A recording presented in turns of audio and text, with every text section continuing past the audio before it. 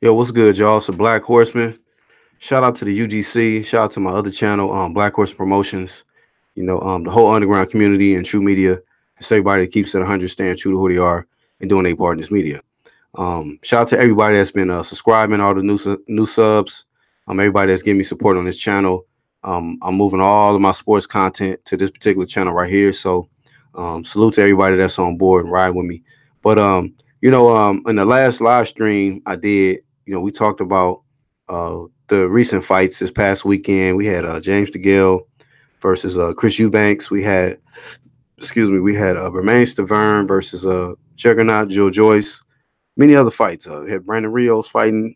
Um, who else we had fighting? A lot of fights, man, on the zone, all that type of stuff.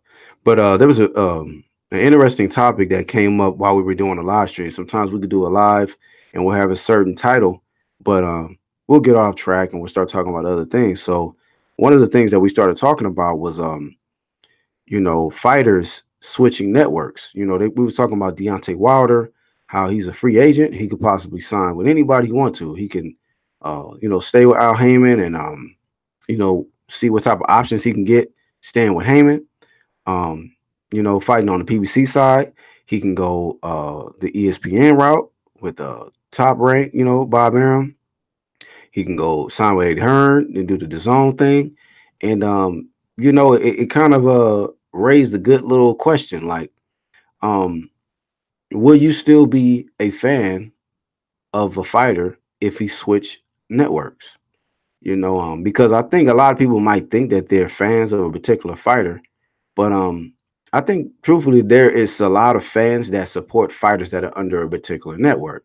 For example, say there's more black fighters that fight under Al Heyman PBC, and they get major support from the so-called the minorities, the urban community, black, Hispanic, and so on and so forth. I think there's a lot of people in the black community that like the idea that there's a black man in charge, and whether he's the best promoter, not promoter, but whether he's the best advisor or the best manager in the sport or not. They just like the fact, they racially will identify with Al Heyman and give everybody give everybody the support that is under Al Heyman because he's a black man.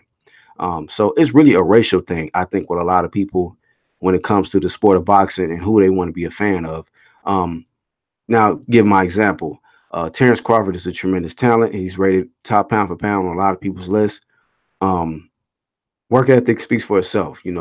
Multi-division champion, undisputed at 140. He could probably retire right now, and he probably goes in the Hall of Fame just because of his accolades. Even though I still think like he has more to do, but he's done far a lot more than what a lot of these guys on the PBC side has done in the weight classes that he's been in.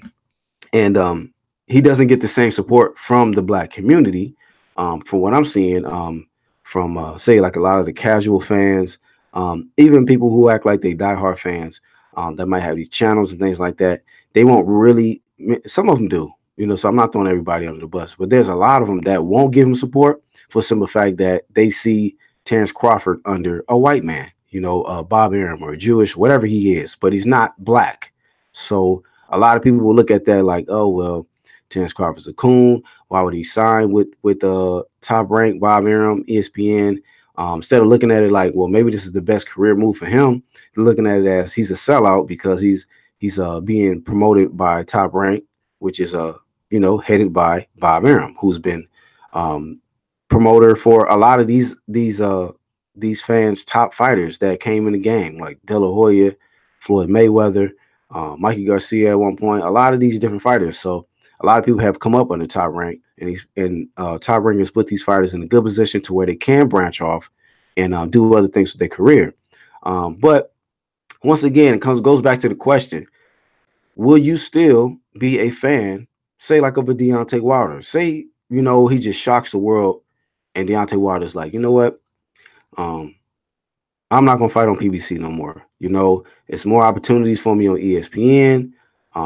Or DAZN, that way I can put myself in a position to really fight for a title, for those titles, fight Joshua maybe, you know, and I won't be no type of network issues, none of that stuff, because people be talking about like, you know, Al Heyman's not a promoter, he's really the manager, and I've seen a lot of his fighters um, fight on other networks, you know, and this is just the facts. You just got to research this, you know.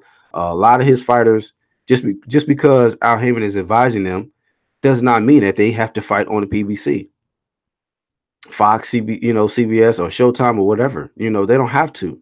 They can fight on ESPN. They can fight on the Zone. You know what I'm saying? And so, but will they get the same fan support once this happens? You know what I'm saying? So that's the question. You know, that's the question today. Um, are you really a genuine uh supporter of the fighter, or are you just a main supporter of the network? You know what I mean? Because I think we have a lot of network fans more than actual fighter fans. You know, there's some people are just fanboys and so on and so forth. But at the end of the day, man, I think that a lot of people will probably not be as strongly to support these fighters if they go to like the Zone under Eddie Hearn or they go to Top Rank under Bob Arum. So I'm gonna shut this video down. My daughter in the background playing Baby Shark. But that's something to think about. You know what I'm saying? And the ones that see this video, y'all can leave a comment. Y'all let me know what y'all feel about that, you know, and that'll let me know if you're a true supporter of that fighter or if you're just really a true supporter of the network. But that's really all I got, man. It's the Black Horseman. I'll catch y'all on the next one. Peace.